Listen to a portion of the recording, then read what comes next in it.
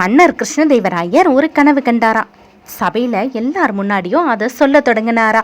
அப்போது என்ன கனவு மன்னா அப்படின்னு தெனாலிராமன் கேட்க, அதுக்கு மன்னர் சொன்னாரா, நீயும் நானும் வழக்கம் போல் உலாவ போயிருந்தோமா, அப்போது நான் தேன் நிறைஞ்ச குழியில் விழுந்துட்டேன், நீ சாக்கடை குழியில் விழுந்துட்ட அப்படின்னு சொன்னதும் சபையில் குடியிருந்த எல்லாரும் சிரிச்சிட்டாங்களாம் கேலி பண்ணி.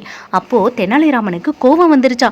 அதுக்கப்புறம் என்ன ஆச்சு மன்னா அப்படின்னு கேட்கும்போது, அதுக்குள்ளே நான் விழிச்சுக்கிட்டேனே அப்படின்னாராம். அடுத்த நாளும் தெனாலிராமன் வந்தாரா. சபை கூடியிருந்துதான்.